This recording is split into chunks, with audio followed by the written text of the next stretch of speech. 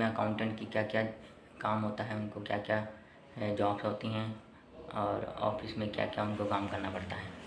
ठीक है, तो थोड़ा सा मैं आपको अपने ऑफिस का लुक दिखा देता हूँ। ठीक है, ये मेरा ऑफिस है। ठीक है, ये मेरा कंप्यूटर है, ये मेरा प्रिंटर है, टेबल लगे हुए हैं सारे।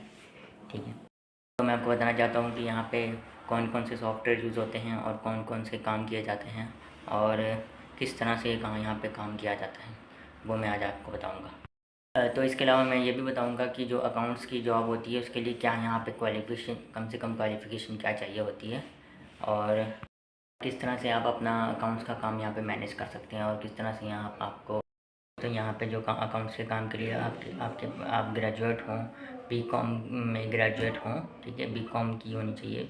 आपको कहने का मतलब ये है कि आपको अकाउंट्स के बारे में प्रॉपर नॉलेज हो। ठीक है, आपको अकाउंटिंग आती हो, बुक कीपिंग आती हो।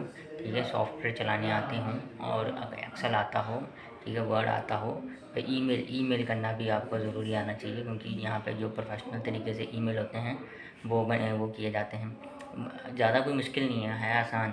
लेकिन आपको, अगर आपको पता है कैसे क्या करना है तो आप आसानी से कर सकते हैं, नहीं तो आपको थोड़ी दिक्कत होगी। उसके बाद जो सॉफ्टवेयर यूज़ होते हैं वो काफ़ी सारे यहाँ पे सॉफ्टवेयर चलते हैं। इंडिया का जो मेन टैली है, टैली भी चलता है कहाँ कहीं कहीं, ज़ोहो है, सैप है।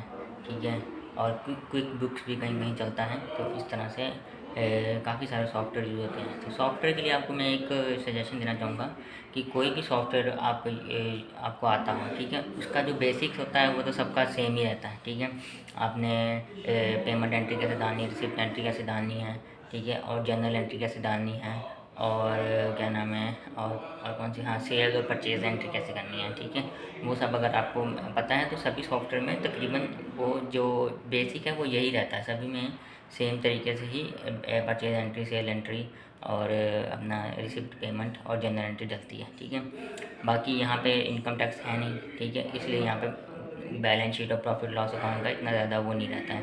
ठीक है, बिग कंपनीज जो रहती हैं वहाँ पे थोड़ा बहुत रिपोर्ट्स तैयार की जाती हैं, इसीलिए ज़्यादातर काम एक्सेल में हो जाता है। लेकिन अगर यहाँ पे अगर सॉफ्टवेयर भी यूज़ होते हैं, ठीक है, तो वो वैट के लिए होते हैं। वैट जिसने जीएसटी का जिसने किया हुआ है, जिसको जीएसटी की थोड़ी डीप नॉलेज है कि कैसे जीएसटी रिटर्न फाइल होती है। ठीक है, और जिसको इनकम टैक्स रिटर्न फाइलिंग का थोड़ा बहुत पता है तो वो मतलब कि यहाँ पे काम आसानी से कर सकता है। ठीक है, वैट भी यहाँ पे कोई ज़्यादा मुश्किल नहीं है। ठीक है, हाँ, मतलब कि रूल्स हैं। ठीक है, कि आपको वैट के अलग अलग रूल्स पता होने चाहिए, लेकिन यहाँ पे सिंपल एक 15% वैट चलता है।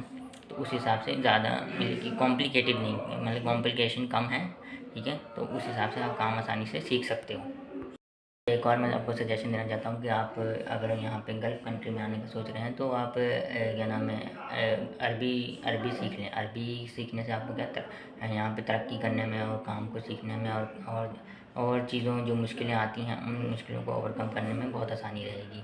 क्योंकि मैं यहाँ पे आया हूँ, मैं हिंदी बोलता हूँ, इंग्लिश से मेरा काम चलता है। ठीक है, अरबी मुझे अभी इतनी आती नहीं, लेकिन जो दूसरा स्टाफ है, ठीक है, वो मेरे बाद स्टाफ आया है, उनको क्या है, वो इजिप्ट से हैं या दूसरी गल्फ़ कंट्री से हैं या दूसरी अरब कंट्री से हैं, तो वो आसानी से अरबी बोल के अपना काम चला लेते हैं। उनको ज़्यादा मुश्किलें नहीं आती, उनको हेल्प लेने में मुश्किल नहीं आती, वो सब आराम से कर लेते हैं। लेकिन मुझको थोड़ी मुश्किल आती है समझने में।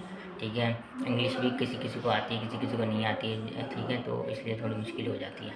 इसीलिए अगर आप अरबी सीख लें, यूट्यूब पे बहुत आसान है। उतना आसान नहीं है, लेकिन थोड़ा पहले के मुकाबले यूट्यूब में काफ़ी सारे चैनल्स हैं, कोर्स होते हैं अरबी के। ठीक है, आप रोज़ 5-10 मिनट लगा लें। ठीक है, 5-10 मिनट भी लगा लेंगे, थोड़ी आपको बेसिक नॉलेज हो जाएगी कि कैसे क्या। भी कोई डाउट या क्वेश्चन है तो आप मुझे कमेंट में पूछ सकते हैं, मैं आपको रिप्लाई कर दूँगा। ठीक है, तो इस तरह से ये मेरा थोड़ा इन्फॉर्मेशन मैं आपको देना चाहता था कि मुझे जो लगा कि यहाँ पे सऊदी में आने के बाद कौन कौन सी चीज़ें आप लोगों के लिए ज़रूरी हो सकती थी, इसलिए मैंने थोड़ा सोचा थोड़ा सा आपको इन्फॉर्मेशन दे दूँ। तो मैं वीडियो को यहाँ पे ख़त्म करता हूँ। चैनल को लाइक और सब्सक्राइब कर दीजिए, मेरे बहुत कम सब्सक्राइबर हैं।